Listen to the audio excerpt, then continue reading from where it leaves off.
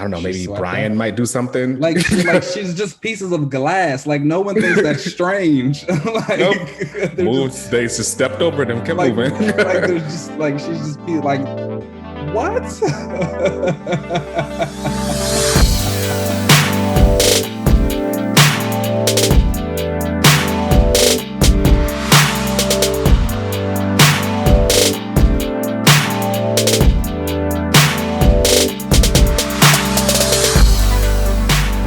Hello. What is up? Hello, everybody. Welcome How are you back to today? another relaunch. I am LZ. I am Keenan. How are you doing today, Keenan? I'm doing well. It's a good Yeah? day. It's a hot day. I don't know why it's hot. It's November 14th. You know, global warming. So that's happening. But other than that, yeah. It's been a week. It has been a week. It has definitely been a week. I moved into my own place now. You know, I'm starting finally unpacking and doing all that kind of stuff. So I've been trying to get it together. I hate moving. I would never do it again. Sucks. It is not great. It is not great at all. But let's get into these comics of the week. Okay. All right. So first on the list is We Only Find Them When They're Dead. Now, I did not read this, so talk to me. It's a good book. It's kind of a weird book, I will say. So basically, in this book, there is this ship crew. They're an autopsy ship. They will go to various planets to collect like dead bodies and things like that. And so they're currently on the hunt to find a new planet because the last one they were on is desolate and they can't stay there. Okay. This issue, someone is after them trying to kill them. And it's a little slow.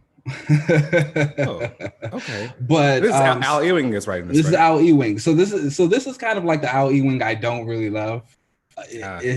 When he does his cosmic space stuff, he gets very just repetitive with a lot of the things. And I get it for this book. They're in this ship. They're looking for this new planet. It's supposed to give this whole feel of these 6 people, end of the universe. Everything's horrible. We're stuck in this cockpit, but here you are by issue 3 and it's not looking like it's stopping anytime. You just have like these 6 characters on this ship. They're not really interacting with anything outside of space. And it's just kind of like, all right. So it's just the 6 of them just kicking it on the ship? Yeah, like just kind of like complaining about how they're on this ship. Okay. You know, but basically in this book, something happens. This person who was coming to kill them, like it's this very just slow, methodical chase. They have to drop warp speed and risk death to actually try and trap her. And they come across this giant floating god in the middle of space. We don't really know why the god's there. We don't really know where the god came from. Apparently they thought it was dead. It's not. It kills the person. And then they just like keep on flying. And you're just kind of like, all right. Oh, okay. Killing gods. All right, cool. It was just like, all right. So that happened and you don't really know why, but they like, again, just kind of fly off into space. And they're just, again, complaining about how, oh no, everything's horrible out here. And it's just, okay. Is the cast of the crew like really diverse, or like do they got powers? Are they regular people? They don't have powers. They're just regular people in spacesuits. Okay. I don't know. I'm gonna stick with it till the first arc finishes and see where it goes. Okay. Again, it's just it's a slow. Al Ewing does a slow burn on a lot of his books, and his slow burns in the cosmic world, it's already like nothing there. There's only but so many people they can interact with, or that they do, and you don't really get too much from the other people because they don't really know who they are. It's like, again, even the person who was coming to kill them, it's just kind of like, who's this person that's coming to kill us? We don't know why. Okay. Is the mystery exciting about what's coming or not really? No, because you just don't really know what's going on. You're just kind of like, all right, what's going on? So it's there. It's Well, pretty you to have look to at. The stick art with is it. beautiful. Okay. Again, I'm finished out to the first arc. You know, I do that with every new book that I try. I give it at least that first arc to see kind of if it grabs me, if it keeps me in, and if there's enough that makes me want to continue reading the story. Mm-hmm. So we'll see. I was interested by this random god that's just sitting in the middle of space. You know, I love space, so that sounds great for me. You have to keep reading and let me know if I should dive in, because I like Al Ewing and I like space, but I know sometimes you can get a little. Yeah. So next up is Taskmaster #1, and again, I will admit I didn't read this one, even though I'm a big Taskmaster fan. This was really, really good. This was really good. Yeah. So, okay. Damn, yeah, I gotta get it. Yeah. So, the writer of this is Jed McKay, and he also writes Black Cat. Oh, okay. I do like Black Cat. Again, this is like the Black Cat run that I just recently got into it because I heard so many people talking about it, and it was just like fantastic. It solidified that Felicia is like one of my favorite of the General Marvel U girls. Of course you would like her. Of course. Of course. She's very you.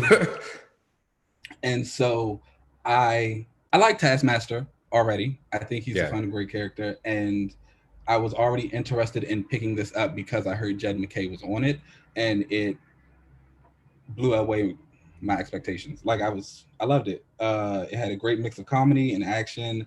There was really good art by Alessandro Vitti. Colors were by Guru. Guru's a fantastic colorist. There's a lot of really nice character work laid out for Taskmaster, kind of figuring out who he is, where he's at right now, what he's doing. And then Nick Fury Jr. actually shows up in the book too. Oh, Junior, isn't it? Okay, cool. Yeah.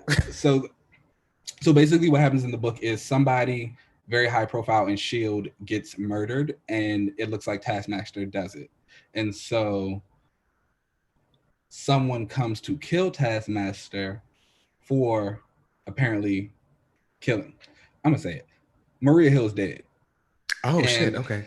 Yeah. That sound good. Spoiler alert. So basically someone has killed Maria Hill, and it looks like Taskmaster has been the one who's committed the murder. And so now someone's coming to kill Taskmaster for it. Nick Fury Jr. already knows that it wasn't him, so he's trying to help him figure out who did it. The big spoiler of it is the person that's chasing Taskmaster is Black Widow. Oh, snap. Okay. Yeah. So it's like really good. It's like funny. You know, Taskmaster's kind of a like smart aleck character. So he's funny in it. It's not over the top. Again, he has some really great action scenes in it. Nick Fury Jr., I'm a really big fan of him. He had a series by James Robinson that came out a couple of years ago, and I really enjoyed that. Now, did they give Taskmaster in this like any sort of new take on his powers, or a new costume, a new design, or anything like that? No, not yet. At least not in this first issue. I don't know if it's coming. I feel like the covers kind of have him in a new look. Okay. I have to go back and double check. I love a redesign. So yeah, it's basically the same thing. He talks about like some of the powers that he has. He's like, I've watched Daredevil fight, or I've watched whoever fight, and this and that. I can like kick your ass. And Nick Fury Jr. is like, all right, well, not this person who's chasing you. It doesn't matter. And even when Taskmaster realizes it's like, oh, it's Black Widow, he's like, oh yeah, I'm about to die. You need to help me. So it's a really good book. I honestly, it might have been my book of the week. Oh wow. Yeah. Okay. Over the X books. Yeah. Oh wow. Okay. That's a high recommendation then. I meant to get this because I do like Taskmaster, and I do like him as a villain. I think he's really dope. So yeah. I think it's cool that he finally got his own solo. He's great. It's a great book. Definitely pick it up. Yeah. Okay. And speaking of the X books, the next book on the list is Marauders 15. Now that is part 14 of X of Swords, but I guess we can kind of talk about all of them together. And that is Marauders 15, Excalibur number 14, and Wolverine number 7, because they kind of all flowed together. Yeah.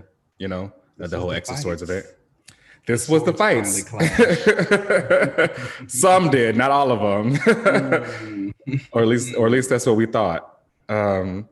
So this kicks off with Marauders, and we're back at the dinner. Now, Last week, we found out that Wolverine kind of killed Saturnine. Mm-hmm. And, you know, I thought that was kind of out of character for him to just kind of get up and kill her like that. But of course, we see in this that it didn't fucking matter because she is writing the rules. She is the one who rules all this. So she gave Wolverine like this glimpse of the future that would have happened had he actually did kill her. And then, you know, it just like it went very bad for everybody. Out. Yeah. So she pretty much told you right then and there that she is extremely powerful and you can't really beat her. And she's the one, no pun intended, controlling the cards.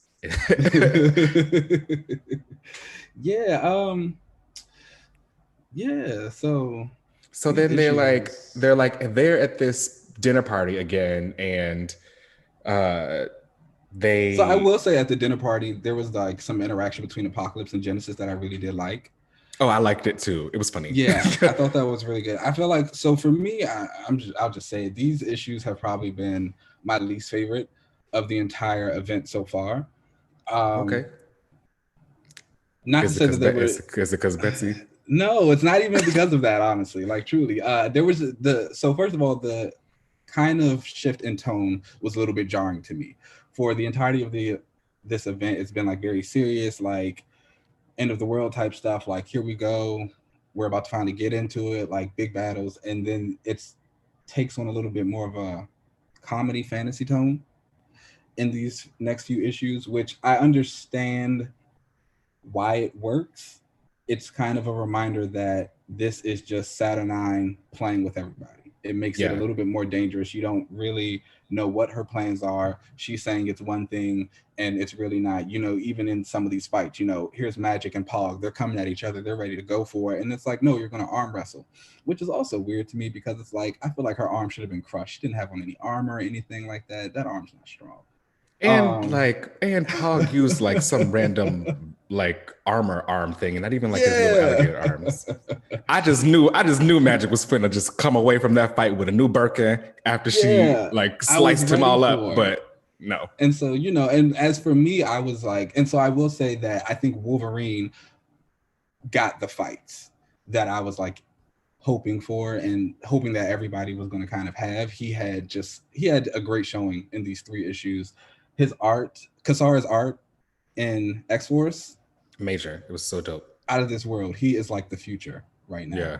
And really, you know what happens whenever the X-Books get an artist who's like really, really good and showed promise, here comes the Avengers books trying to take him away. So we got to watch scoop them up. Yeah. Right? Yep. They go scoop them. That. They love to do that. They love to do it. So that was just amazing. The way he did Wolverine and Summoner's battle in Blythespoke. Yeah. And again, Guru's colors on that just really enhanced that story. So that was fantastic. Even his fight with War on behalf of Solemn was really well done. And there was the battle with Iska and Betsy. Yeah, so Marauders ends with their cards being drawn and the fight, they're being like, you know, the first actual match of the tournament. Yeah. And, you know, they waste no time at all. Saturnine just says, all right, y'all, get into this ring and let's start fighting. And I won't lie, Betsy in the beginning was trying to give Iska the business. She was, you know, giving her a little bit of something. But like all great glass that's dropped, she shattered. What? And, you know, so honestly, I'm not even upset about the whole shattering thing. That is obviously something else going on. Whether I think it's a little bit of mix of Saturnine and Jamie kind of doing something to make Betsy lose, but also take her off the field. And that's why they made like such a big deal in that data page in Excalibur about how Jamie specifically bet against Betsy and he won all that money. I just wanted like again, and I get what it's supposed to be. It's that like this is Saturnine's game. She is playing with everybody. The people who she hates are truly getting the worst of everything that's happening. Betsy, Wolverine, Apocalypse, like they are getting tortured beyond belief.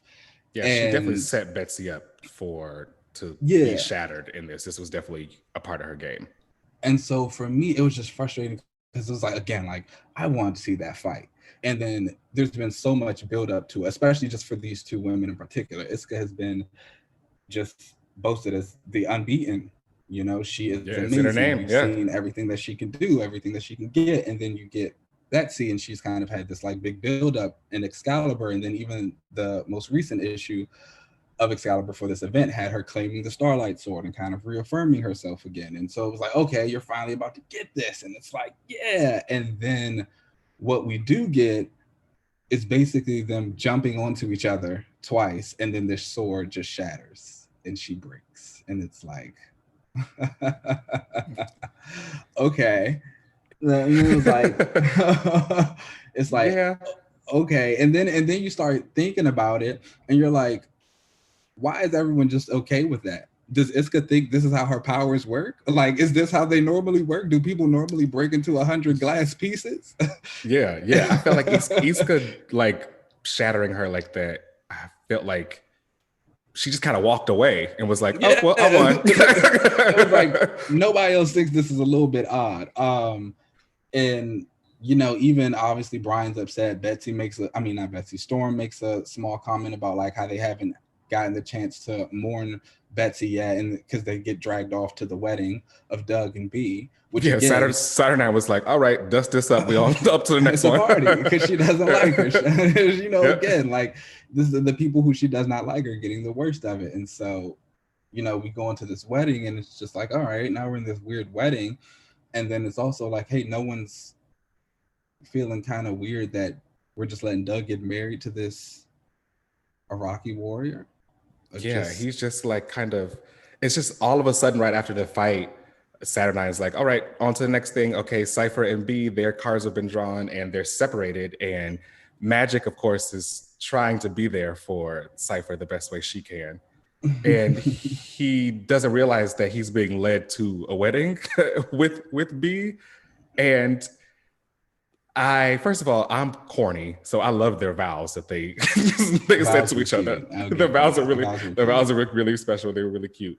But everyone being okay with what's going on around them, I just felt like was the characters kind of accepting their situation. It was like, well, what other choice do we have? It's like we can't raise any hell over this because Saturnine can just put us back in our place. Saturnine's game. And so again, and that's why I understand, while I was originally frustrated by the kind of randomness of the tournament and the actual quote unquote battles that they were taking part in, I understand why it's happening that way. This makes it a little bit more dangerous because you truly don't know what's going to happen. And I think even in a preview page for X-Force, it showed Brian and Red Root were going to race, but it showed that like the Iraqi warriors were already like 17 points ahead to the X-Men's like 4 or something like that. So it's just like, it don't matter.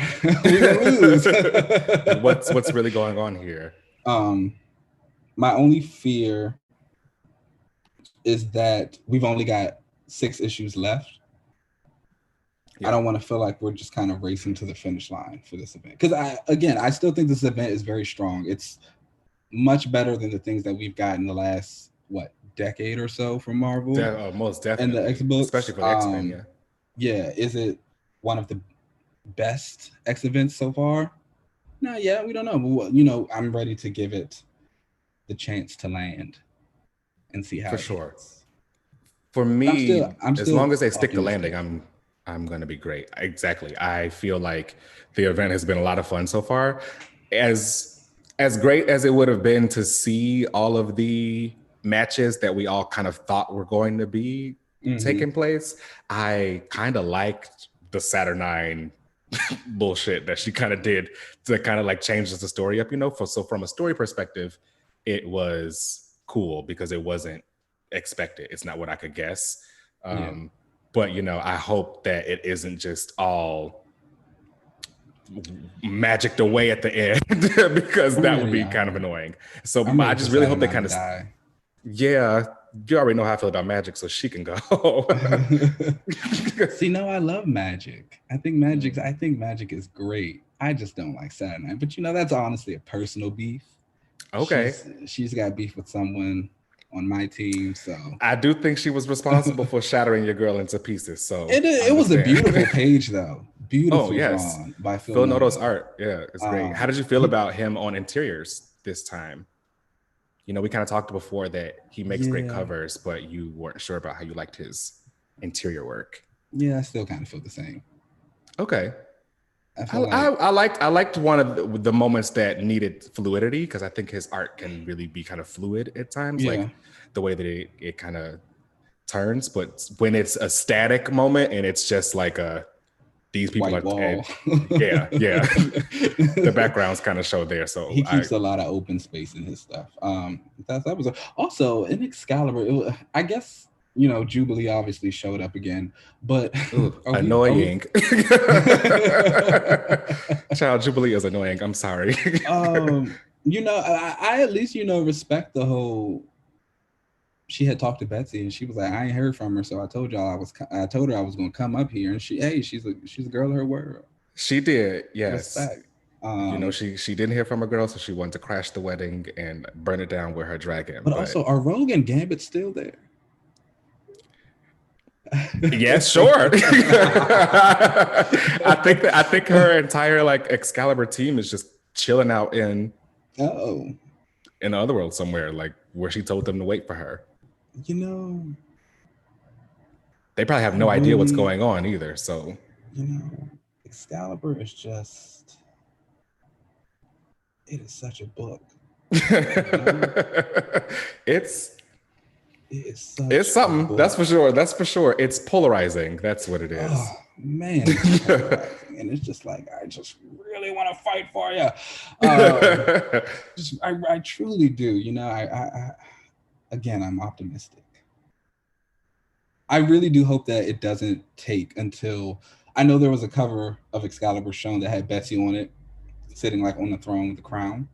Yeah. I really hope it doesn't take until that long until I get to see her again. I would like this situation with at least her being shattered to be resolved by the end of this event.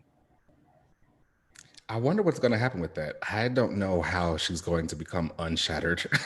I don't know.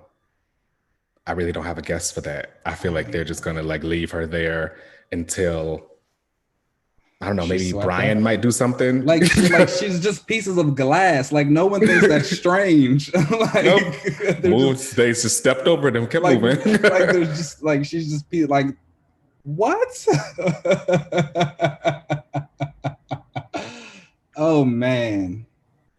Yeah. I really love Teenie Howard, man. She is so this all ends with Wolverine and his fight with first with Solemn, and then he wins. Solemn wins because Solemn calls Wolverine in to fight for him. Yes. And which, in my opinion, was a great game by Saturnine, because I'm sure she knew of their, like, you know, whatever kind of deal they had going on. So she was like, oh, perfect. Fine. Wolverine can come and fight here, and he needs to, quote unquote, pay for what he did to me by trying to kill me. So he made Wolverine fighting war was, I'm sure, all a part of her game that she wanted to have happen. I also love that, like, while he was fighting Summoner, after he killed Summoner, and Saturnine was like, no, it was a fight to the death. Summoner died. Araku gets the point. It's just like, something is wrong with this lady, man. She needs to die.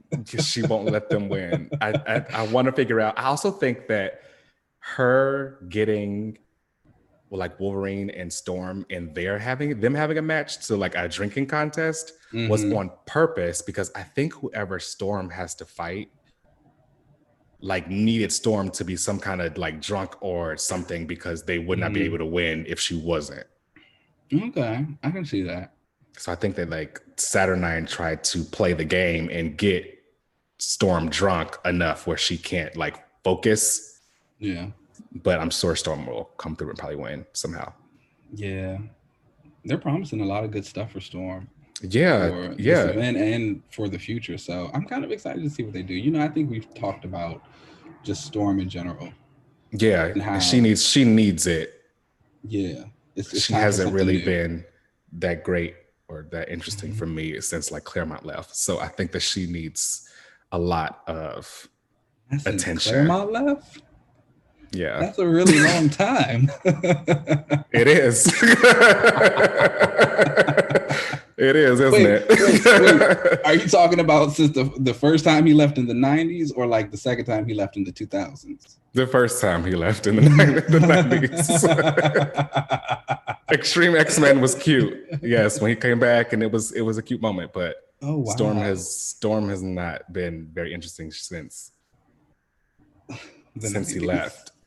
I feel like they have like coasted on her being Storm instead of actually giving her like some attention and like story and like background and stuff. It's just been, look at Storm.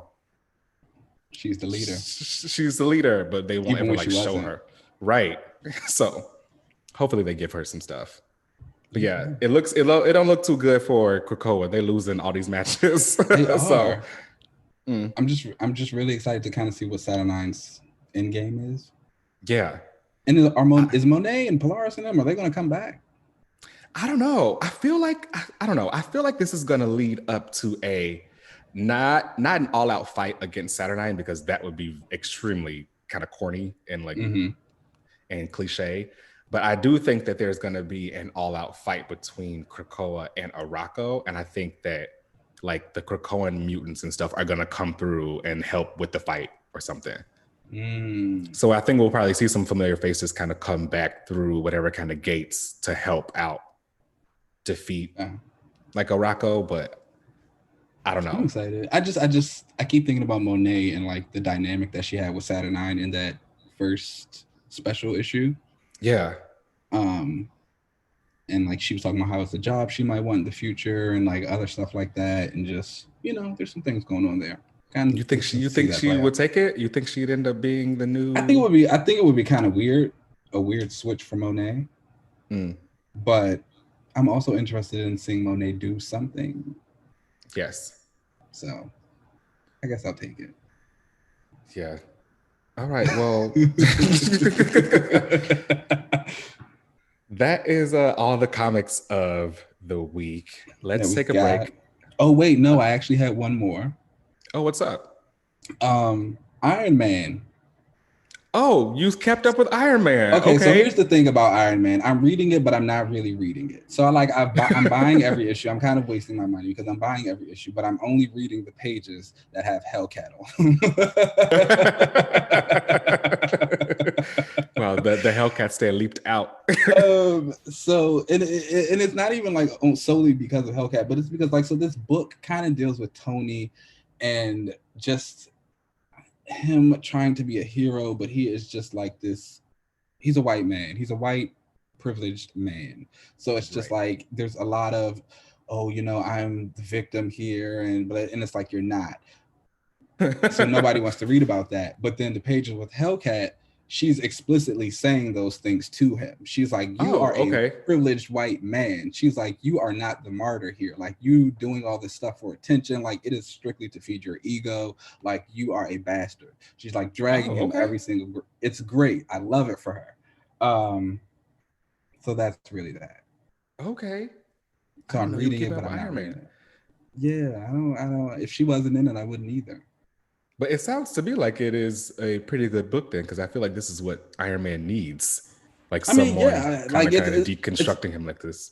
It's a fine book, but like, if I'm just saying, because let's say it wasn't Hellcat doing this, but it was, I don't know, Elektra, I wouldn't read the book.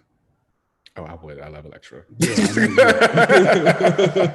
then this can be completely reversed. But it's just like whatever story I like. Tony Stark just is not interesting to me at all, and so it's like I'm strictly reading this. That's fair because Hellcat is in it. And that's fair. If it was anybody else, no matter how good the story is, I would not be reading it. And there was some like other books that came out too. Champions. You didn't read Champions too? I heard there was a Justice mention. Oh, I did not. Was he mentioned or was he in it? So apparently there's some group of, I think they're cops basically, but they're super powered people who killed their parents, or like their parents or their powers like killed somebody or something like that. I don't know. Okay. because Wither's in the group. Oh, okay. Yeah, I remember Right, that was new mentioned, X-Men. and they were like, "Oh," and someone was like, "Oh, Justice is also in this group." So I don't know if he was in it or if he was just mentioned, but I know I saw somebody talking about Justice. I've heard that he was supposed to have some kind of moments within this outlaw thing that's going on with the Champions team characters. Is that And I thought about I don't know. I think it was supposed to have started before like the pandemic and the break that they took, but then they kind of brought it back, but then they didn't fully dive in. I don't know. I think some of the tie-ins that were supposed to tie into it moved on. But so I don't know. I have to check it out though. You know, I love Justice, so maybe I'll look into it. And like that's why it stuck out in my brain. I remember when someone said it, and I was just like, "Oh yeah," I was like, "Justice." I was like, "I wonder if you read Champions." So yeah, that was that. And Boom Studios also released a new Power Rangers book that I did not read. Okay. But for the lovers of Power Rangers, the Power Ranger series over there are great, from what I hear. That's from what I've heard. They have amazing art. I've seen a lot of the art, like on social media and stuff. Really good art. Really good art. Really, the covers and stuff for it are great. I actually might go back and get that. Yeah, this is really, really good art stuff. I wonder who's writing it. Do you know? No, I'll look it up. Yeah, maybe I should check those out. I should get more into Boom Studio stuff. I don't have a lot of their stuff. Boom gets some good stuff. There's actually some book, I think I've been hearing this book that Tom Taylor does with him called 7 Secrets. I think We Only Find Them When We're Dead. They're Dead is actually with Boom Studios, and the 7 Secrets okay. I think is also with Boom, and I've heard really good things about that. I think it's with Boom. Oh, dope. I should check those out. They're lit. All right, cool. Well, those were the comics of the week. Let's take a break and then we'll come back.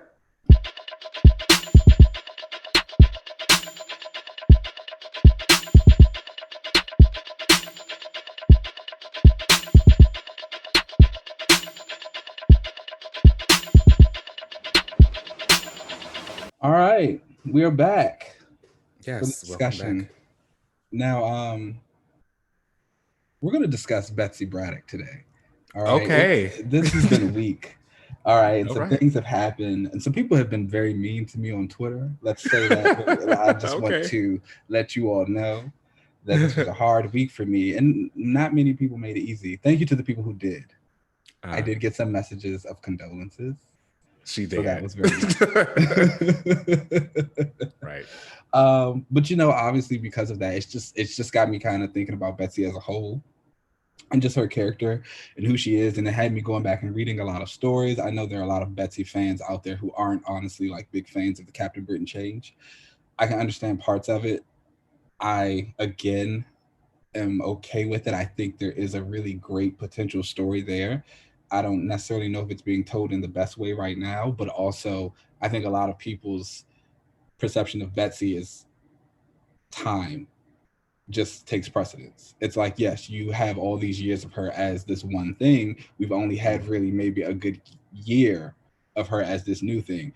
All of Betsy's story is Ninja Betsy wasn't that good either. They weren't. And so, it kind of just takes you back to it's like, okay, yes, again, you might be unhappy with the way some things are being written right now or like how she's being seen, but is that also a huge need to call back to what she was however long ago, which was very much a beeline character, getting decent stories, some nice ones, but it was basically the same thing happening over and over again versus this new thing, which is kind of pushing her character in a different direction. So a big thing that a lot of people have been saying is they don't recognize her anymore. Like she doesn't have the same bite. She doesn't have the same like tactics. And I just kind of go against that with, it's on purpose. Like it's even said in the story that she's doing things differently. And so, I just want to talk about Betsy now. I feel like Betsy Braddock to me has been a character I have grown to care about more, probably just becoming friends with you and like the way you talk about her and like the things that I have discussed with you about her. She, as Psylocke, while she was within that Asian body for me, she was just the ninja she was girl. A cool girl. There's the cool girl. Yeah, right. Yeah. She was a cool girl and walking around in this bathing suit with her coochie out while she was kicking ass and using her psychic knife to slice people up and doing all that kind of shit. It looked cool, right? But she didn't have much of a story there. So, and I knew Betsy back when she got her like this like armored outfit with the hood and the cape and all that kind of Outback. Betsy was when I first kind of like, I hate that costume, but it's a classic. No, I don't like. I'm not a fan of those big ass capes and stuff. It just didn't. I do hate the cape, but you know I love a hood. Right, fair. So yeah, I didn't go back and read a lot of that older stuff for her during that Outback time and before that until I got older. So for me, she was just always kind of there, right? Like she was just kind of the cool psychic ninja girl who was just kind of there. So I didn't really know too much about her. And then she became like a staple for X-Force. Like it, all of a sudden I felt like Psylocke, quote unquote, like became like someone who you always end up having in X-Force because she was someone who was willing to go there. She was the one who was like, you know, I have no problem taking somebody out if I need to. So she became kind of synonymous with X-Force. Yeah, she was definitely X-Force heavy for a couple of years.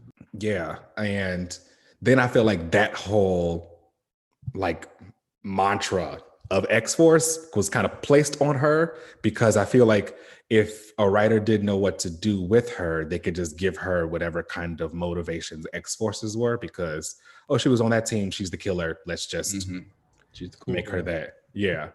And I've always wanted her to get her old body back because the switch in itself was extremely problematic. She was obviously made and turned into an Asian woman because of whatever kind of weird like enjoyment like Claremont had with that whole era. Yeah, that was so Claremont actually did like a lot of like race swapping. Yeah, I don't know what that was about. And so with the original Switch, I understood the motivations for it.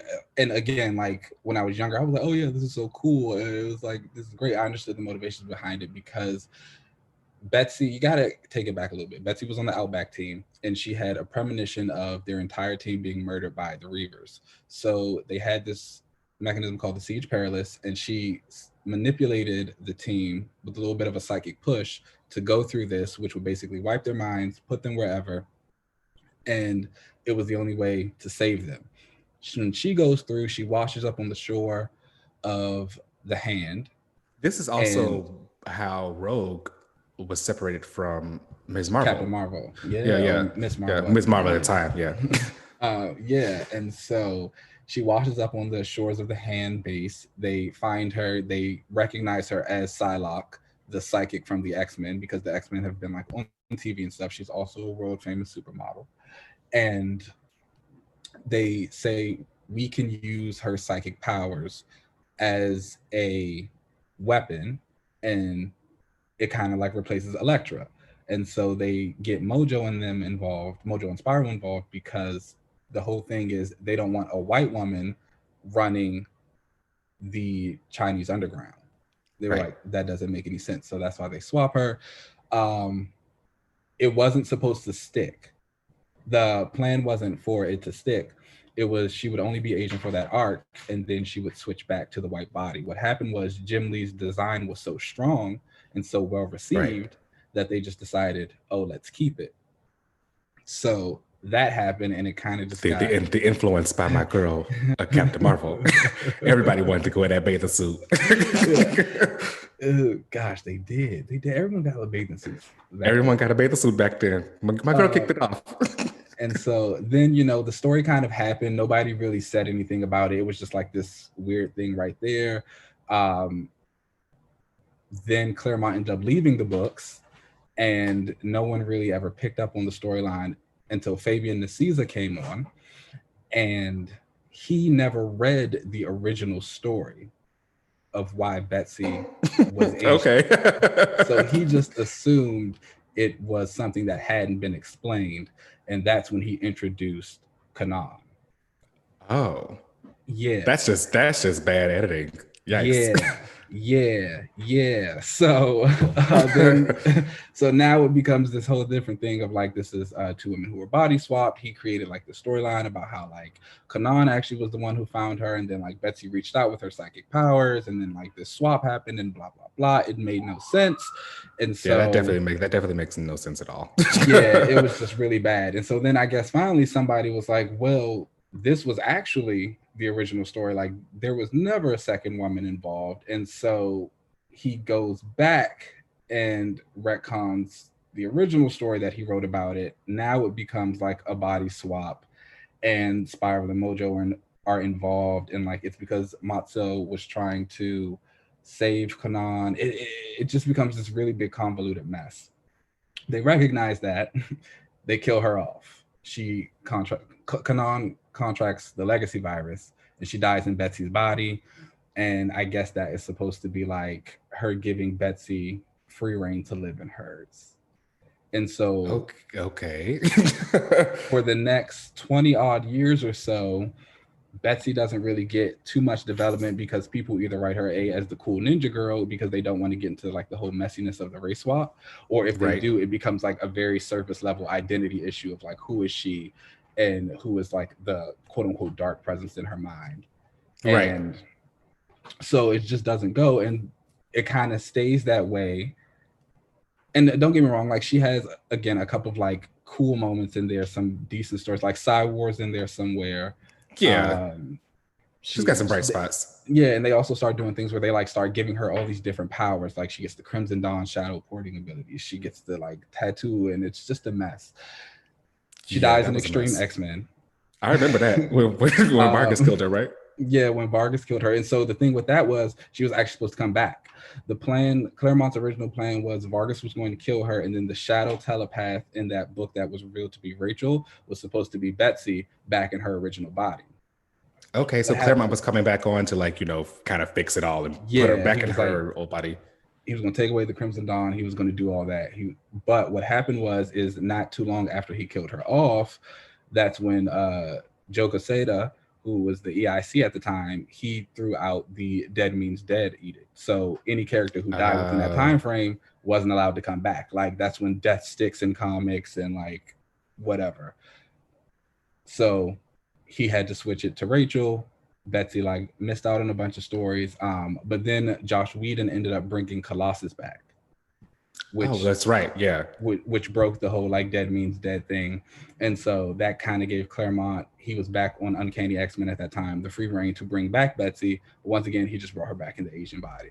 And so once again, it's just kind of basic surface level cool stories. She gets a little bit of moments here and there of her issues and kind of refining herself. He drags her off to Exiles with him, which was like, wow, suicide.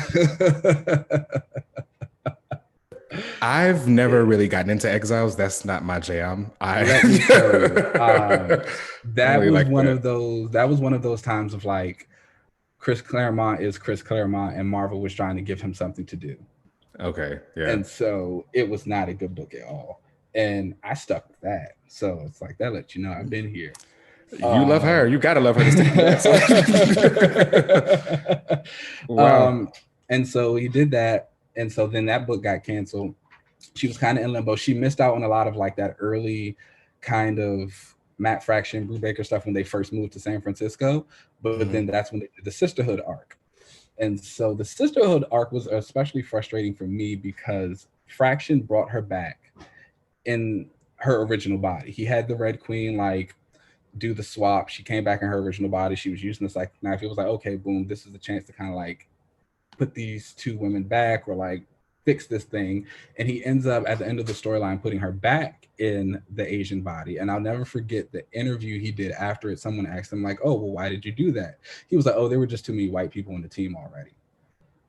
And it was like, what? but it's like, A, you have all these other mutants of color who you could have already used, but what you decide to do is take this white woman and put her back in an Asian body to represent the minority that she is not.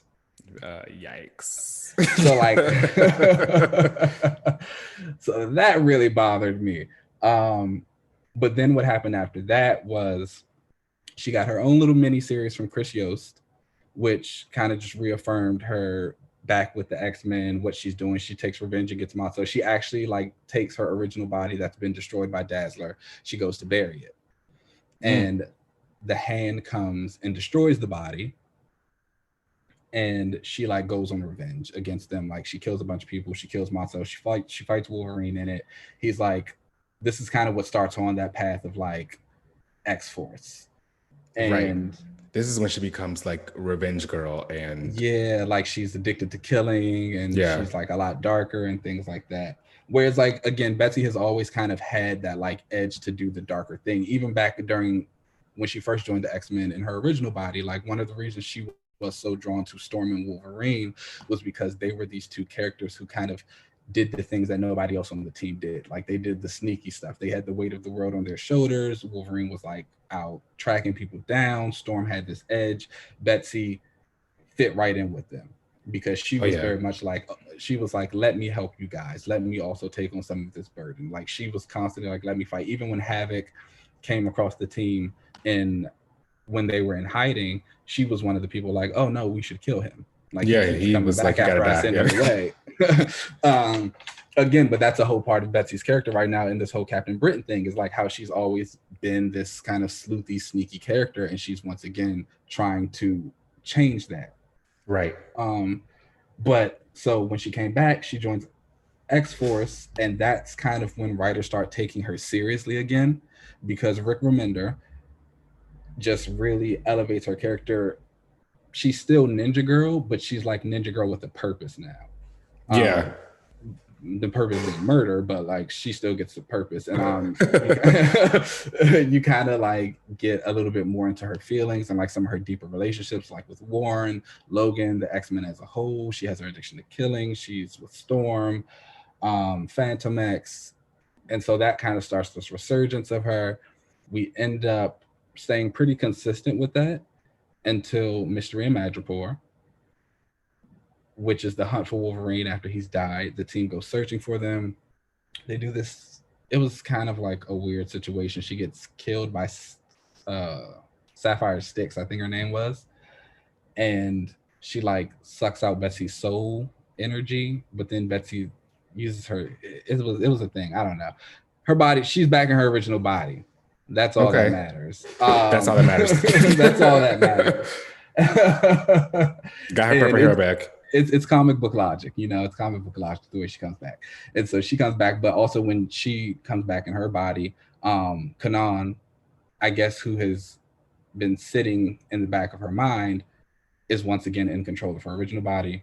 The two women have returned, and I appreciate them finally giving this like a definitive, we're separating them now. They are two separate people. Let's move forward. Yeah, exactly. Which is why I kind of like resent a lot of the opinions that they should have just made Betsy Asian from the beginning.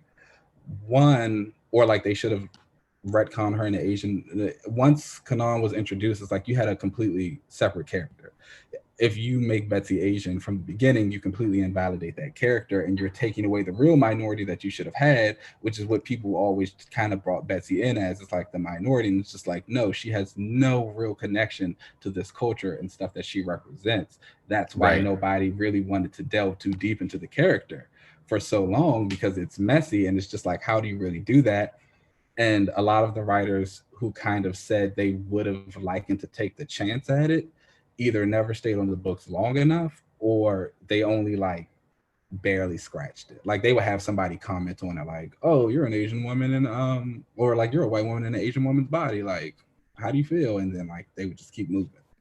A quick panel or two, but like not really doing anything too much with it. Yeah, and so that's why I actually really appreciate Teeny's take on Betsy, because it does put her in a place of guilt. And I think that's what a lot of other Betsy fans kind of take issue with as well. They're like, well, Betsy was also the victim in this situation. Like, you know, she didn't choose to go into this body. She didn't choose to do that. And it's like, no, she absolutely did not. You're right. However, how she handled it afterwards isn't that great. Like she could have, and so one of the things that I've seen people say now is that they like want Betsy to go on a revenge mission against Spiral and Mojo for like their hand in the switch. But I'm like, And shall we do she's that? she's already kind of like made amends with Spiral. They were on Uncanny X-Force together, and she's seen Mojo like 50,000 times since she Yeah. switched bodies. So it's like, why all of a sudden now is she going to go on this revenge mission when she had the opportunity too long ago? So it's like, there's like, well, why is Kanan mad? Because what she been doing? she's just chilling in my body. Like, what do you mean? And so it's like, now they're like, oh, well, they can do this together and they can do that. It's like, no, Betsy had like, and again, of course, it's not really Betsy, it's the writers. No writers wanted to do it, but it's like the opportunities were there. And so to build off this story genuinely, it's like, yeah, she's not going to like her. And it's like, she shouldn't like her, and Betsy should feel guilty, and she should be learning from that, because at the end of the day, like a lot of these comic book women, Betsy is a white privileged woman. She's rich. She grew up in a mansion. she's like otherworld royalty or something like that. You know what I'm saying? Like, she's a privileged woman.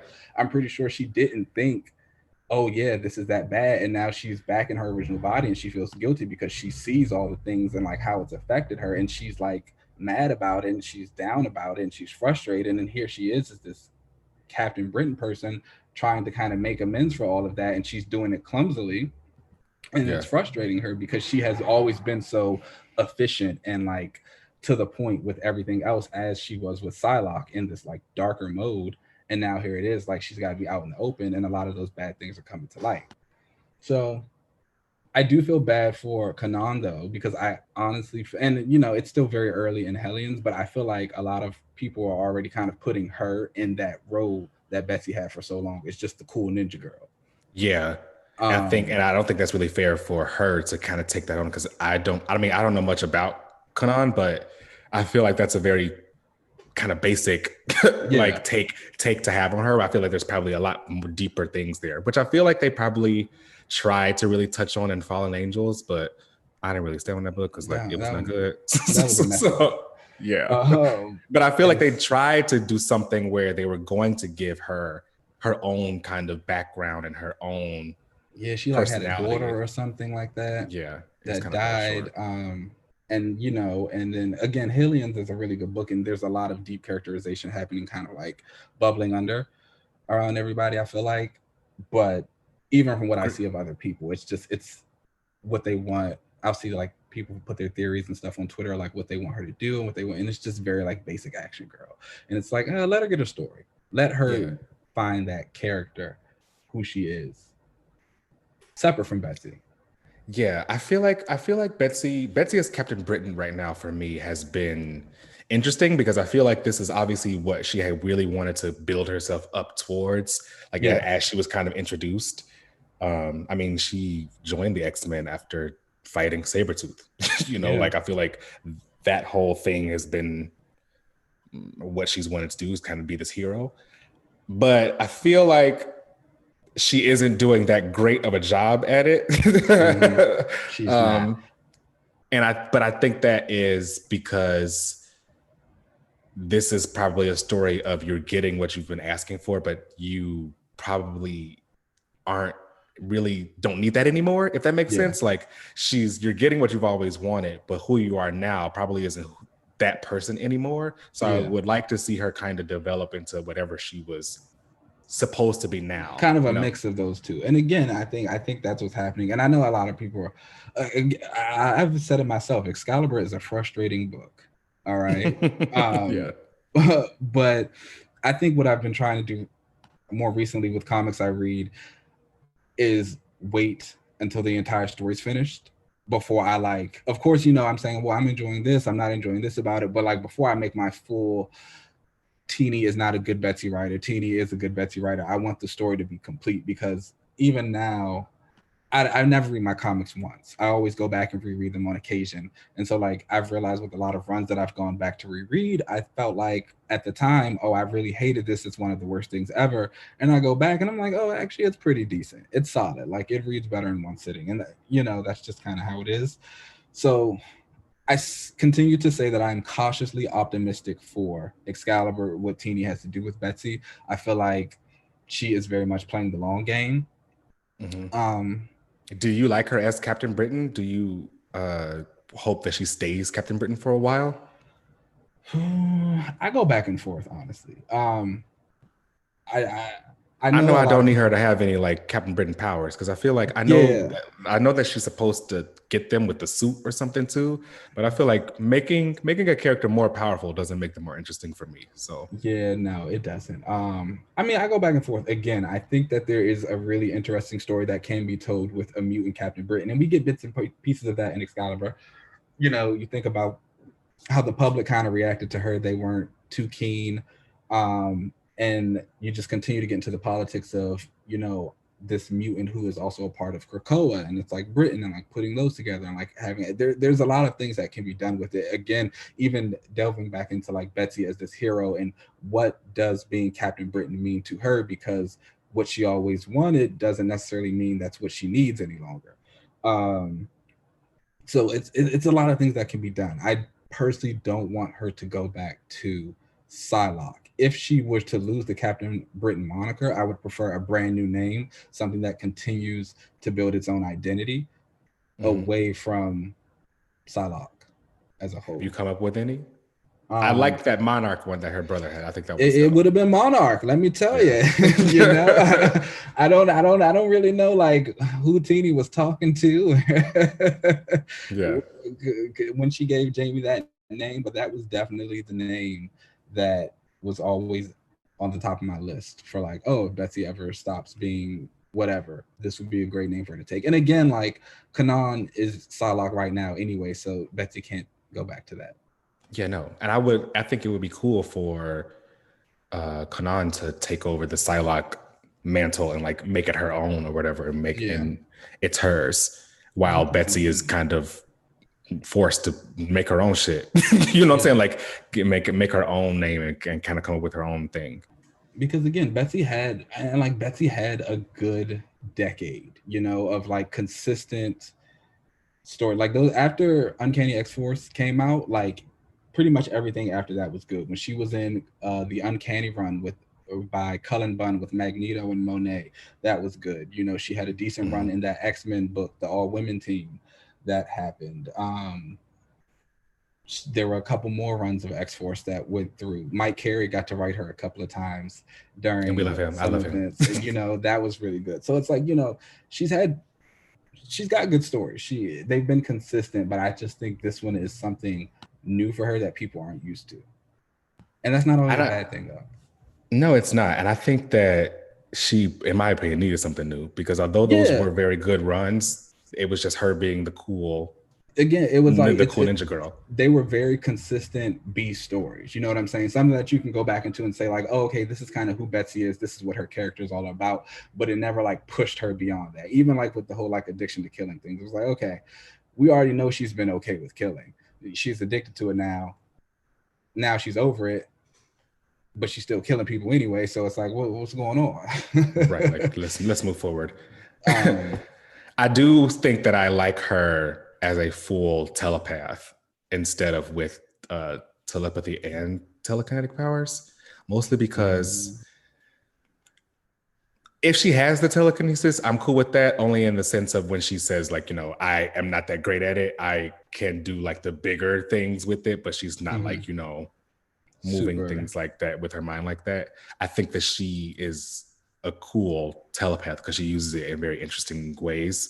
And the way that she's able to, I like her with telepathy and being able to make like physical telepathic like constructs, weapons and stuff is cool. I will say that is one thing that I don't really care about for in Teeny's run of Excalibur. I don't think a lot of characters use their powers in general in her book, but like she does not use Betsy's powers creatively at all. And like that is one thing that always really drew me to Betsy as a telepath, is that she's always been super creative with how she used her powers. It's always been very illusion based, kind of shadow tactics. She goes into the mind. She's very efficient. She knocks it out, and it's just like, okay, this is great. She's cool with this. Like, and she's always like got everyone like linked up, you know, and do the whole like mind walkie-talkie thing. Like she stays on that. She's always been like a very, very efficient telepath. And so Teeny does not show that at all. But again, Teenie doesn't really show anyone using their powers in that book. No, not too much. She writes action scenes very well.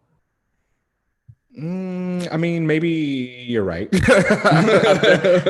there aren't too many of those in Excalibur. I think it's just been more about building up Apocalypse and this whole like premise of mutant magic and stuff.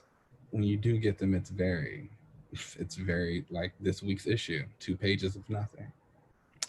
Or 2 pages of your girl dying. Like 2 pages. Like that was a bit excessive. Like that could have been like 1 page, maybe half a page. 2 pages though. Shattered in the glass and just stepped on over. What did Wolverine say? Hell's going on. Damn right. What the hell's going on? I think there's a lot of promise with Betsy. I think that there just needs to be a little bit more focus. Yeah, I think it just needs to be a little bit more honed in on. But I think that could probably come later once. Teenie's done with Apocalypse. All Ninja Betsy really has is time. You know what I'm saying? Yeah. Like, even if Betsy doesn't stay as Captain Britain, the goal is not to put her back in an Asian body. That should never be the dream. Exactly. The goal should never be to put her back in the bathing suit. I do miss the pink costume. I won't lie. That disassembled look was everything. That was a hot look. And so that was one of the things I was kind of excited about on like the Hickman era when they were talking about costumes and like how everybody can wear different things. Like my dream is that like Betsy goes on maybe like a side mission in another book or something, and she's like wearing the pink costume again. That's cool. Just for fun, just to be like, this isn't Captain Britain work. I can't be wearing the colors. Maybe she can wear that costume when she's back on Krakoa, because I feel like she only wears a Captain Britain costume while she's. And so that's my other thing about the Captain Britain costume right now is very much story specific. Like it's a uniform for this story of this Excalibur, mutant magic, otherworld type of thing.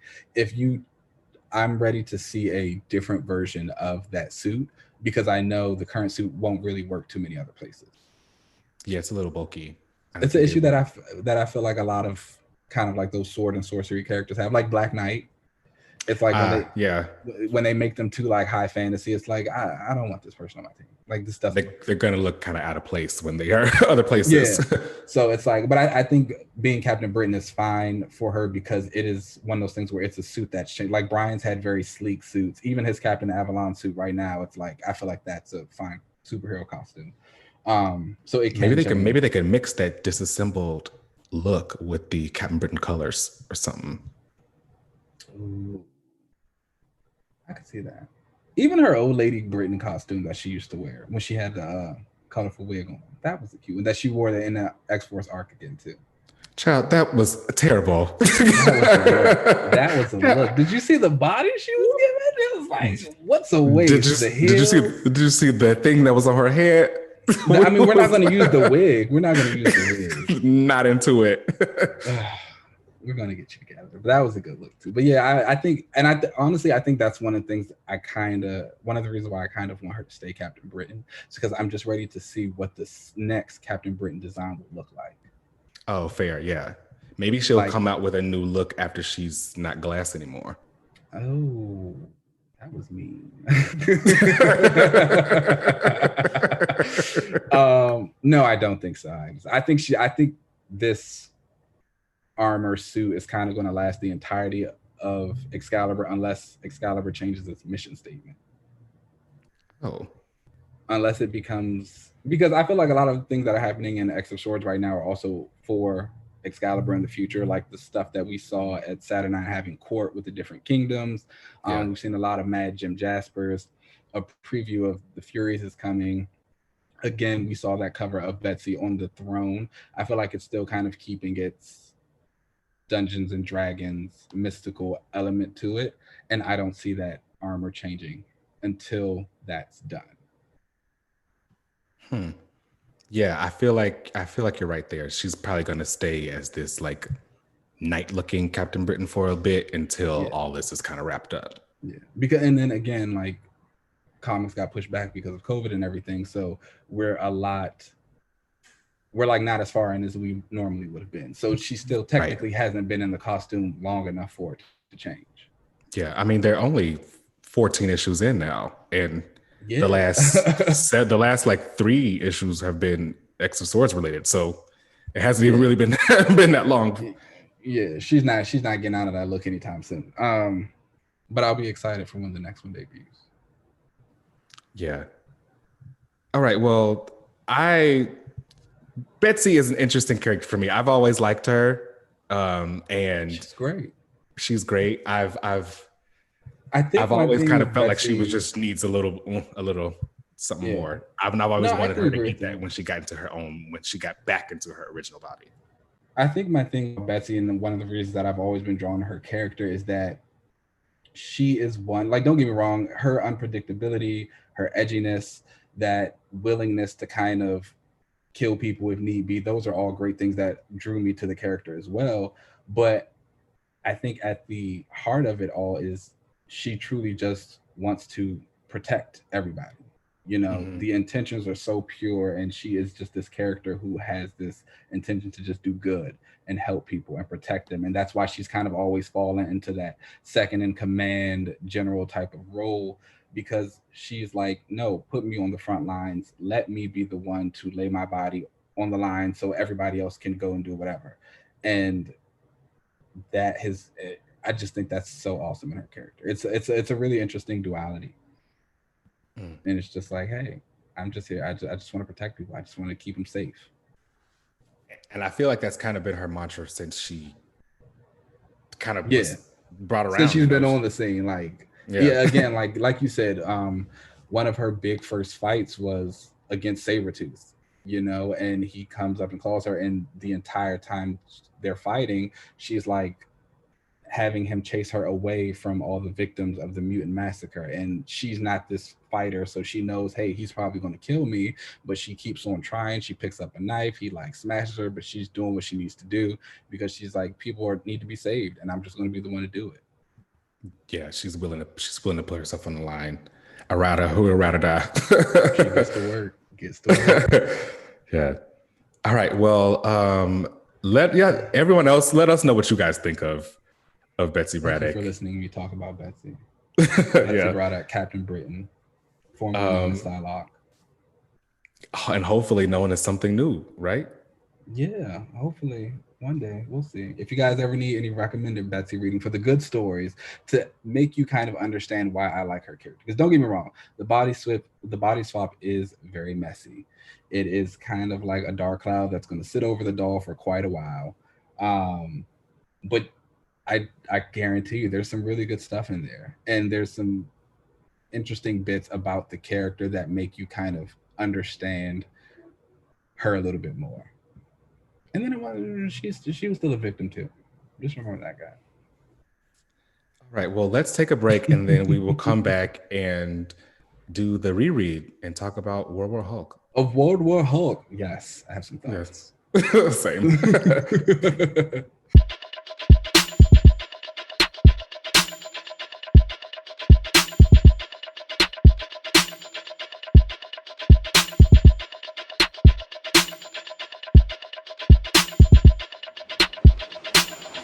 All right, we are here for the first segment of Another Reread. Yes, our first one. This one was quite the book to choose and read. Yes. This one was World War Hulk. I have such a hard time saying that. So do I. I thought it was just me, and I was like, am I dumb? It's just really hard to say. I don't know why that just isn't like, I don't know. It don't work for me. But this, I haven't read this since it came out. And I will say that it brought back a lot of like memories for me because this came out when I was like, I think 16, 17 years old, something like that. Yeah, I think that was. And I remember like my dad like picking up comics. Every time my dad picked up comics and I came home from like track practice, or I also had like a job at that time, he would be like, there's comics on the table. And I would always know that, like, I always knew that like whatever comics of the week that came out, he bought them and they were like sitting on the table for me to read because he already finished them. And I remember like World War Hulk being a part of this, and like looking back though, he definitely did not read the whole event because some of this was new for me, and he definitely only read the X-Men tie-ins because I definitely remember the X-Men tie-ins for sure. Yeah, I remember the X-Men tie-ins also. Those were nice. Mercury kind of stopped her power. She was there, yes. Her rock slide again was kind of like what happened now. But you know, World War Hulk for me was an interesting event. I will say that I liked it for a very specific reason, and that's because Tony Stark, Mr. Fantastic, Black Bolt, and Doctor Strange all deserve to get their asses beat. The Avengers are awful. They're like awful people. They're like no. Okay, so I did not like this event at all. I will. Oh damn! You didn't like it's a no. I think that this is a perfect example of a comic book event, though. It is. Oh yeah, for sure. Yeah. It is just balls to the walls action. You get huge fights. You get Hulk versus Thing, Hulk versus Hulkbuster, Hulk versus the Avengers, Hulk versus Sentry. It is just like chaos and madness. But man, it's not like a deep character dive in anything. It's just a big comic book event. So I give it like that is what it's for. And I will give it. It was really cool to see some of those moments that you just mentioned, like Hulkbuster versus Hulk, and to think that like we've seen these now in live action. Yeah, yeah, and like it was this cool is what. Like this is to see like a lot of that was like based on. That was really cool. Again, it reminds me a little bit of how I feel about Aaron's Avengers run right now. It's like, yeah, I don't think this stuff is like deep character work, but like if this is in a movie, if this is live action, like this is going to be amazing moments to watch and see. So it's like, yes, that is what World War Hulk is to me. It's great in that. But man, the Avengers, they're awful people. You know, they felt like the Illuminati felt like they could just send the Hulk off, you know? And Xavier wasn't Xavier was in the Illuminati at the time, but he wasn't at that meeting. Like he basically, you know, got the email that he was supposed to come, but he was like, I'm not gonna go that time because I think he was dealing with stuff with the X-Men, which is interesting because when you go back and read old Illuminati issues around this time, he is bringing up Krakoa and like it's like those things like mean completely different things now because I think at the time he was like it was just bringing up Krakoa, but like now the implications there are kind of different. But so he wasn't there, but the rest of the Illuminati members were, and they all decided that, you know, they're gonna shoot Hulk into space. Yep, he a problem. He gotta go. And let me tell you, honestly, I agree with it because you know, I get it. Like, so these guys got together and they said, all right, the Hulk is very dangerous. He is completely destroying things all the time. Millions of people are at stake. We need to get rid of him. They shoot him off into space. Is it the most ethical thing? No. Do I agree with it? Yes. Honestly, the Hulk gets on this planet, Sakaar, and he gets forced and enslaved by this king into this gladiator combat arena type of thing. He eventually rises up, kills the king, takes over. It becomes his planet. He's happy. Technically, they did him a favor. It's just it's a backhanded favor, but yeah, it's like he was good. So it's like shows you shouldn't be here on Earth, brother. Go do that. What happens is the plane that he was on, or the ship that they sent him away on, exploded. And it killed the planet. It killed his wife that he had. It killed the unborn child in her belly. And so Hulk assumes that when they sent him away, they also sent him away with the intention to make him explode. So he thinks that they planned on like killing him from the beginning. Yeah.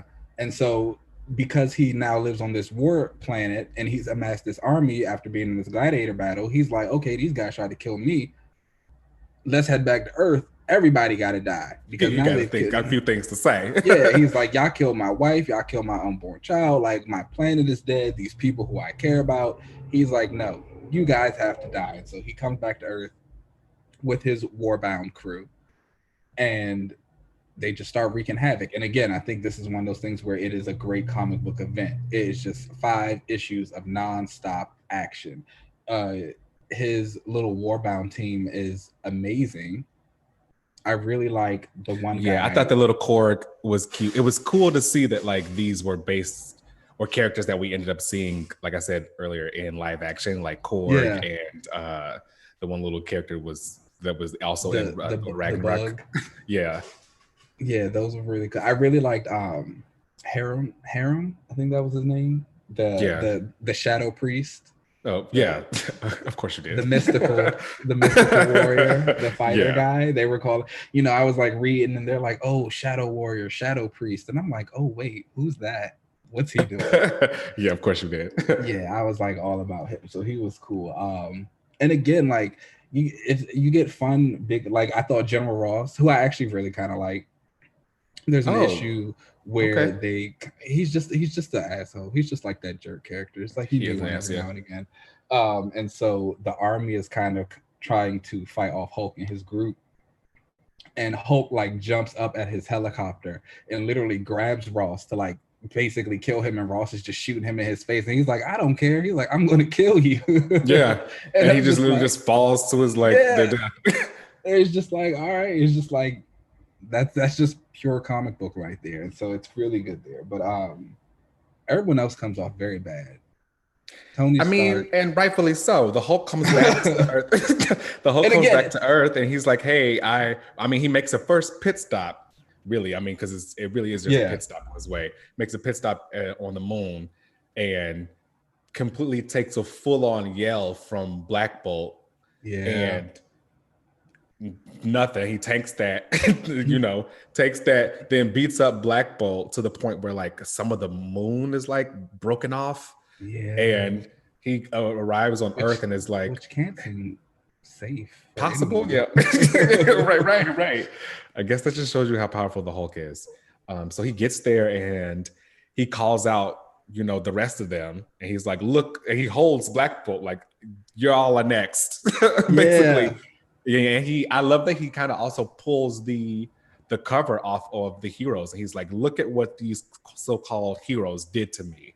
Look at what they're bad people. Yeah, and hey, he wasn't wrong. He wasn't, and I wasn't wrong. And so, it's actually funny reading this and having just read the Hellcat pages of Iron Man, where again Tony Stark is in this book kind of being just that white male privileged guy masking in his heroism. He's like, yeah, I sent the Hulk away, but I did it to protect all these people. And this was also the time of registration, so he's talking about any unregistered heroes, I'll give you a pardon if you help, as long as you still register after all this is done. And it's just like he really stuck to his guns even during this, which was interesting because this was like post, at least like a year or so post Civil War, so the whole registration had been really active, and he was just still really gung-ho. And it's just like, no. And then Strange comes off as just like this massive hypocrite because even someone telling him like, hey, we might use your magic, you might have to put the Hulk down. And he's like, no, Bruce is my friend, I could never do that. But it's like, sir, you sent him off to a planet and told him he was too dangerous to live here. So it's just like, do you really care or do you not care? And then you have Reed, who he's just whatever. Reed is just like, hey, I did what I did. and there was a moment in this with him and Sue where I guess I can't remember exactly what was going on, but like he was about to try and go fight the Hulk or something, and Sue's basically like, no, he's not going to get to kill you before I give you a piece of my mind. And like Reed just like grabs his face, and he's like, I think that was the moment where the Hulk had already come out and beat Black Bolt and was like, I need, Tony Stark and Doctor Strange and Reed Richards, like, where are they? They need to come down here. And he was going to make them all fight in that gladiator ring. And, she was riding for her man and said, no, I'm not going to let you go die. I'm going to go. That's a toxic relationship right there. She said, I'm not going to let you just die. I'm going to just jump in there too. She gave him some help though. She had a little moment. Let's talk about that for a second. Okay, because when the Hulk came and went full force at them, my girl Sue Storm stopped him with her force field, took several punches from the Hulk. She did. Was restraining him and everything. She did. Base was all bloodied up because it was a lot of force she was holding back. She had a moment.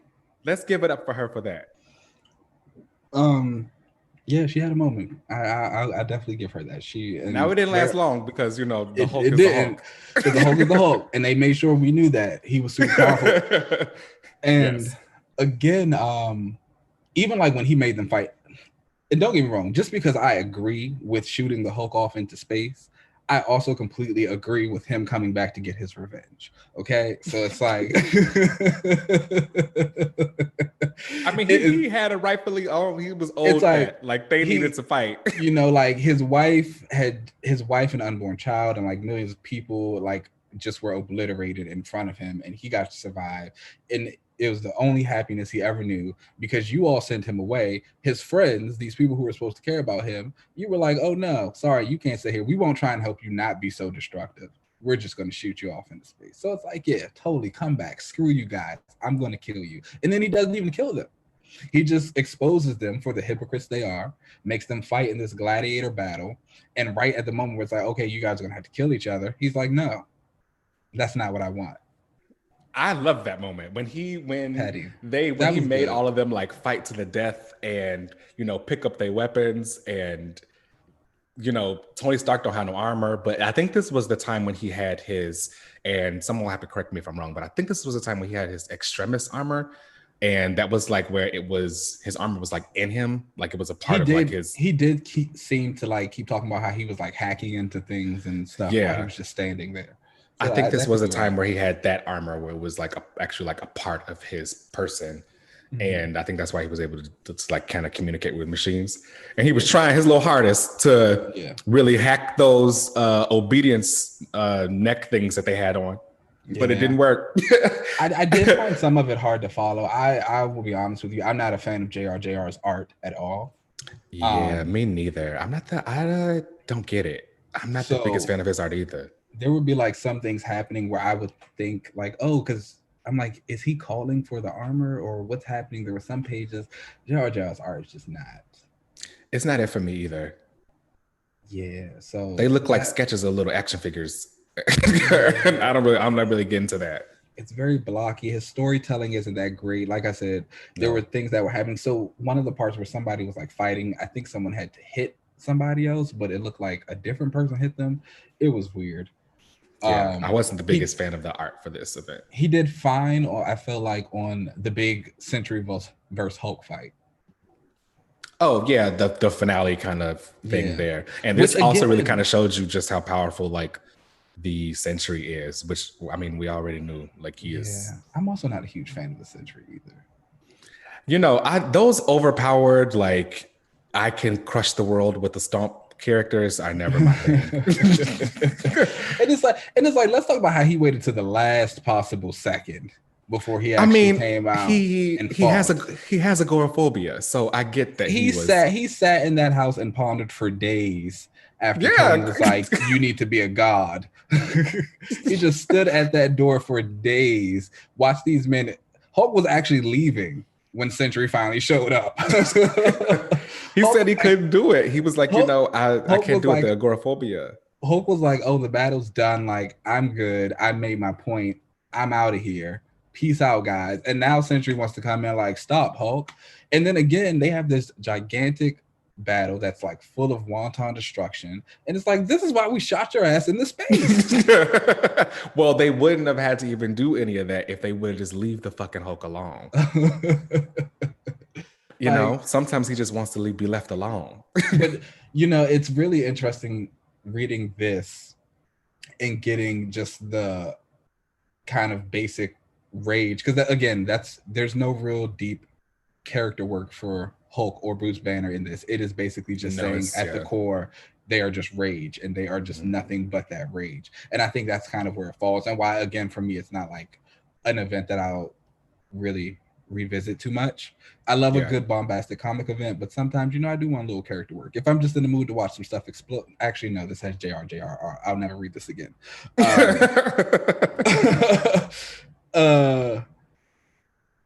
It's just reading this now compared to Immortal Hulk is so interesting You know, I was going to ask you that because I still haven't, I'm still like going through a bunch of my comic reread stuff that I'm going through right now, but haven't gotten to Immortal Hulk. And I was going to ask what you thought how that is to how the Hulk was back in, 2007 when World War Hulk was coming out. Again, like it's a complete 180. What is happening in Immortal Hulk, while it still has action and there's kind of some destruction every now and again, it's very much a look into Hulk as more than just rage. Like, where's this rage coming from? Like, what does it represent? Like, how did it get here? How do we temper it? How do you use this rage in a more effective way so it's not just wanton destruction? Whereas World War Hulk is just chaos. Yeah. And so it's just a really interesting mix because, again, I've never been a Hulk fan before. He's never been a character who I like jump to read about or go get his books and stuff like that. So to get that in Immortal Hulk is like, I look at this character and I'm like, oh wow, this is really great. And then to go back and read this and it's like, oh, okay, yeah, this is why I don't really care about the Hulk that much. Now, this was written by Greg Pak, and I've liked some of the stuff that he's done before. I know that he was the one that did that Storm solo a few years ago, which in my opinion was not that great, mostly because it did great things with her powers and kind of explained where her powers and stuff kind of went and like how she actually controls the weather, but there wasn't a lot of story. It was a lot of rehash of just that's kind of a lot how I feel about a lot of his stories. He's not I don't dislike him as a writer, but I've just noticed a lot of his stories, to me, they kind of feel like fluff. They don't like push things forward. It's just kind of it's just I mean, like even his little Extreme X-Men series that he did that had Dazzler as a lead character in it, like it was like fine, but it was really just a lot of issues of her showing her powers and like all the things she could do. Yeah. So with this, I mean, maybe that's kind of why he was put on for this, because this was really just a showing of how powerful the Hulk is and how literally no one can take him down. Yeah, that is one thing I'll say. That, like, if you were a Hulk fan and you love feats, like this was a great showing for Hulk because of course he was doing the damn thing. He wore everybody out. I mean, you can argue that Mr. Fantastic, because of the nature of his powers, is kind of hard to quote unquote beat because he's just like made of elastic. So like, how do you really beat that, Yeah, and the Hulk told you he can. The Hulk told you he can. And I mean, even and Doctor Strange is the Sorcerer Supreme. Yeah. And this was a moment because I remember when this happened with the Hulk versus Doctor Strange and he broke his hands. Like, the Hulk was so strong that he like reversed the spell basically that Doctor Strange was using on him and ended up like breaking the whole. I mean, he broke Doctor Strange's hands. And I remember this lasted for quite some time, actually. In the Doctor Strange books, his hands were pretty broken like for a while. And he had to do some things, some weird like magic, like whatever shit to fix it. It was also interesting watching Strange channel that demon to become like super strong, like Hulk. Again, that was that's always a magic thing. Why is there always some like last minute spell that can make them because super it's dangerous powerful. Because there's magic comes with the cost. You can't just do things all willy-nilly. You see how he went crazy? Did you see that? Sure. But again, that was to me a moment that'll look really good in the movies. Not so much. Oh, for sure. That would look cool. Yeah. The art was a little, but in the movies, I think that would be something that would be amazing. I had seen people. Rick Jones, sorry to cut you off, but I just have to talk about this really quick. Rick Jones annoyed the hell out of me in this book. Yeah, he kind of played like the whole kind of conscious character, like, no, stop. But why did he just keep walking into all of these situations? Like in the middle of fights. Like literally, the Hulk and Sentry are like battling it out. He just like walks up like, Hulk, don't do this. Sit down. Yeah, these are literally the most powerful things ever. You may not want to get involved there. Did not enjoy him. Yeah, I've always found kind of the Hulk corner of characters just don't always do it for me. So I'm hoping that maybe I can get into the Immortal Hulk and see what's going on with them there, because this was fun, but this was just a showing of power, you know, just how powerful he is. Not too much story. It's Which I did, like I said, I liked the revenge aspect. I ain't gonna lie. I did like that because they all deserved it. They did. They all deserved it. They all like needed the humbling. So I wasn't mad at that. But overall, this was just a showing of how powerful the Hulk is. Yeah. Some fun fights. Yeah. Again, if you are a Hulk fan and you like Hulk feats, this is the book for you. And you wanted to see the Hulk whoop on Tony Stark and Black Bolt, Doctor Strange, Mr. Fantastic.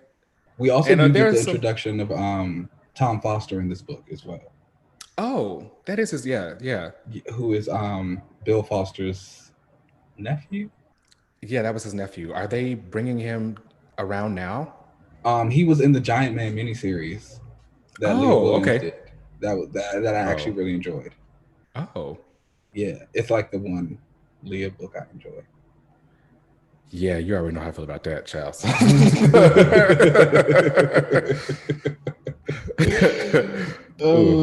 Yeah, but you know, so that was a fun little bit. I think I'm really into characters who like get big, giant size characters. I don't know why. I think it's just they should bring that power back around. I'm sure that they're going to do something with stature soon over in the Young Avengers. Oh yeah, most definitely. So that was cool.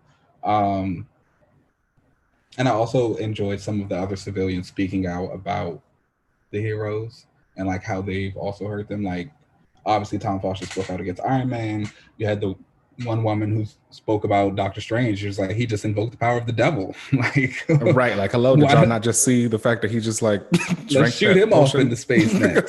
Right. So that was cool. So yeah, the revenge aspect, it made sense. I got it. I was here for it. Yeah, this would make a really great, like, cool, fun action movie, which I think I saw people online kind of saying they would like to see a World War Hulk movie done for the Hulk. I think they tried to touch on this a little bit in Thor Ragnarok, though. I think they kind of used a little bit of it. Yeah. So that was really cool to kind of see that they did really take a lot of those moments from the comics and just put them on the screen. that was dope. Again, this is grade A in a big bombastic comic book event. For sure. It does the job. All right. So that was our first Another Reread. I had a lot of fun with this one because I haven't read this in a while. it was like, wow, what is going on what a throwback. Yeah, and the Hulk, man, I don't really get down with that, but like it was fun. At the end of the day, it was fun. It was. It's a fun book. Thanks for listening, everybody. You can catch us on Twitter at Another Relaunch. Or you can send us an email at anotherrelaunch@gmail.com. You can find me on Twitter and other social media stuff out there at UncannyLZ. Keenan, where can they find you? You can find me on Twitter at Keenan Lance with an underscore at the end, and you can find me on Instagram at $1 Million Madman. You still ain't made them the same thing yet? No, I can't settle on a name. I feel like when I do it, it's gonna be a brand new name. Okay, come on, relaunch. Okay, like let's talk about it. Keenan's relaunch. This is all right. I love it. All right, y'all. Check us out next week. And don't forget to rate and subscribe us. We're on Apple Podcasts, Spotify, all that good stuff. So leave us a review, send us tweets, all that. We love it. And check you out next week.